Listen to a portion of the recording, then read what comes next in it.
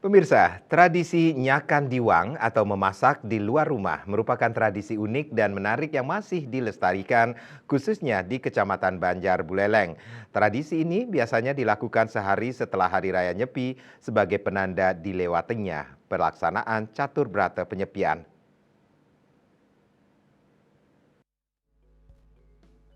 Di Desa Kayu Putih, Kecamatan Banjar, warga setempat memulai melaksanakan tradisi ini tepat pukul 00 WITA dengan ditandai dengan suara kulkul atau kentongan dari desa setempat.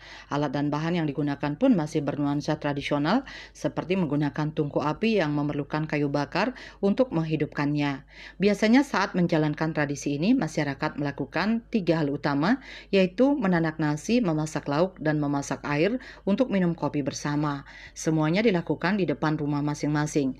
Salah satu warga Banjar Taman, Desa Kayu Putih, Kecamatan Banjar, Gede Bayu Putra Karang menuturkan, pelaksanaan tradisi ini rutin dilakukan setiap tahun di desanya.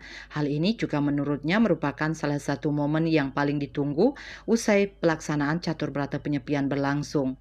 Ini merupakan salah satu momen yang ditunggu setelah nyepi demi kebersamaan dan simakrame karena semua masyarakat berkumpul di luar dan saling bertemu.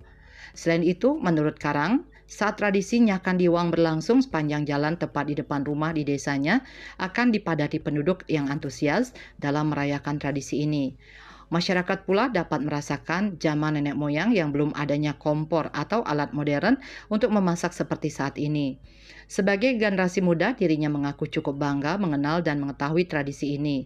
Tradisi ini diharapkan selalu lestari dan dilaksanakan lebih seru dengan konsep tersendiri.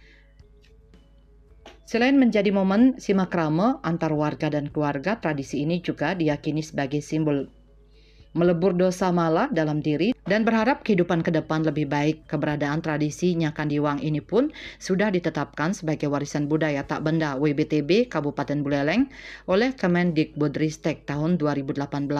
Selain itu, tradisi kebanggaan masyarakat Kecamatan Banjar Buleleng ini pun sudah tercatat sebagai ekspresi budaya tradisional, hak kekayaan intelektual oleh Kemenkumham RI tahun 2023. Komang Yuda melaporkan.